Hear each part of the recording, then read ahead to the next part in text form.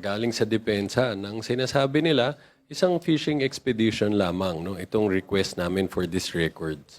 Although dapat matuldakan na itong issue na ito, no, dahil nga hindi ito ay sinangtabi ng impeachment court, no, nung pinayagan ng aming request. Pero kailangan lang ho naming idiin, no, hindi ho to fishing expedition as explained yesterday by Kong Shell Jokno, no.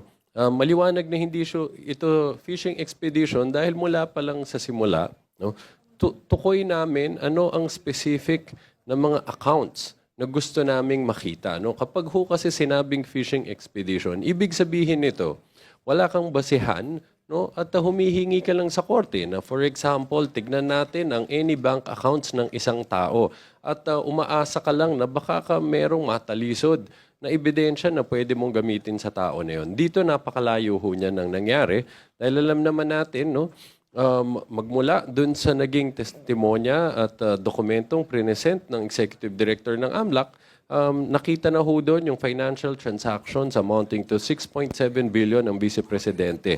At tukoy na ho doon yung specific bank accounts with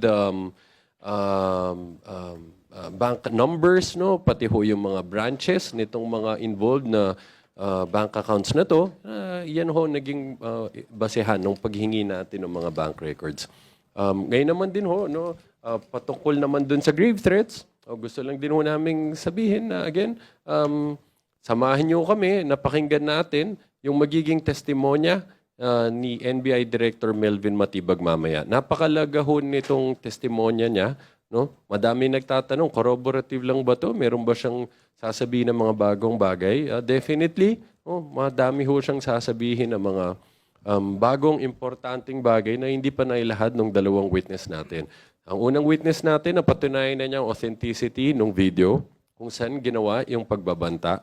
Yung second witness natin, pinakita niya na sa pagsusuri ng mga videos at ng mga statements at interviews ng Vice Presidente bago ginawang pagbabanta, nung araw ginawang pagbabanta at pagkatapos, malinaw ho yung pattern na meron talagang intention na pagbantaan ang buhay ng Presidente. Dito naman ho, papasok mamaya sa magiging salaysay ng NBI Director para pakita niya ano ang naging buong investigasyon ng NBI as an agency paukol sa bagay ho na ito.